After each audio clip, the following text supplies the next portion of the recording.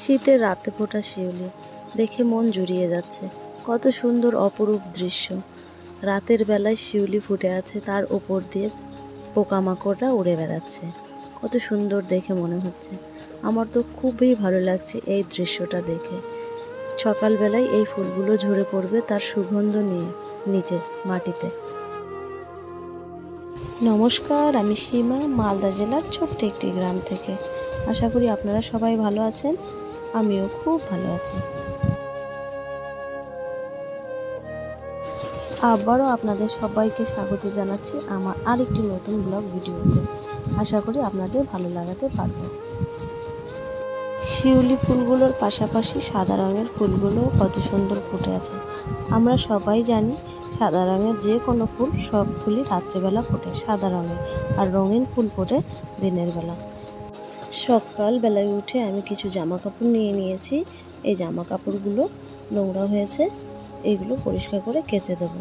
তার আগে এইগুলোকে সার্ফের গুঁড়িতে সুন্দর করে ভিজিয়ে একটা জামা কাপড় সুন্দর করে সার্ফের গুঁড়িতে ভিজাচ্ছি, আর ওটাকে একটু একটু করে ডলে দিচ্ছি হাতার কাছে আর কলারের কাছে। নতুন জামা কাপড়গুলো বিশেষ করে আলাদা আলাদা করে একটু রেখে দেওয়ার চেষ্টা করব, যেগুলো অন্য কোনো জামা কাপড়ের থেকে নোংরা অথবা রং উঠে না লেগে যায়। তাই জন্য যেগুলো নতুন নতুন সেগুলো আস্তে আস্তে বেছে বেছে একটু দেখে শুনে ভিজিয়ে সার্ফের জলে তারপরে আলাদা করে রেখে দিচ্ছি। তারপরে লাস্ট ফিনিশিংয়ে সবগুলো জামা কাপড় একসঙ্গে সার্ফের গুঁড়িতে চুবিয়ে দেবো। চুবিয়ে সুন্দর করে উঠিয়ে তারপরে রেখে দেবো একটুক্ষণের জন্য। আচ্ছা বলুন তো, কাজ করতে গেলে সবার প্রথমে কি দিতে হয়? কাজ করতে গেলে সবার প্রথমে মনোযোগিতাটা ঠিক রাখতে হয়। মন দিয়ে কাজ না করলে যে কোনো কাজে কিন্তু সফল হওয়া যায় না। আমি সবার প্রথমে এই প্যান্টটা সার্ফের গুঁড়িতে চুবিয়ে নিচ্ছিলাম। তারপরে মনে পড়লো যে এই প্যান্টের ভেতরে কিন্তু আমার দেখা হয়নি এর ভেতরে টাকা পয়সা আছে কিনা। আমাদের বাড়িতে আবার এরকম হয়ে থাকে, তো প্যান্টের ভেতরে টাকা পয়সা থেকে যায়। আমি একবার এরকম করেছিলাম। একবার প্যান্টের পকেটের ভিতরে 2500 টাকা ছিল, একটা 2000 টাকার নোট, একটা 500 টাকার নোট। এইগুলো সবগুলোকে মিলিয়ে আমি কেচে ধুয়ে নেড়ে দিয়েছিলাম। কিন্তু নাড়ার শেষে আমি দেখতে পেয়েছিলাম, মানে শুনতে পেয়েছিলাম, বলেছিল পরে যে আমার ওই প্যান্টের পকেটের ভেতরে 2500 টাকা আছে। তারপর আমি কি করব, যে এই কথা শুনে তো আমার মাথায় হাত। তারপর আমি যেখানে নেড়েছি প্যান্ট, সেখানে যে গিয়ে আমি প্যান্ট খুঁজে তন্ন তন্ন করেও আমি আর খুঁজে পাইনি। অবশেষে দেখি প্যান্টের নিচে পড়ে আছে একটা 2000 টাকা নোট আর একটা 500 টাকার নোট। কথা বলতে বলতে আমার জামা কাপড় ভেজানো কমপ্লিট। আমি একটু রোদে রেখে দিলাম। এখন চলুন একটা ট্রিক্স দেখাবো।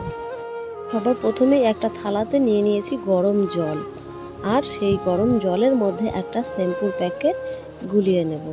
আচ্ছা, গরম জল নিয়েছি যেহেতু, সেই জন্য একটু হাত দিতে সমস্যা হচ্ছে।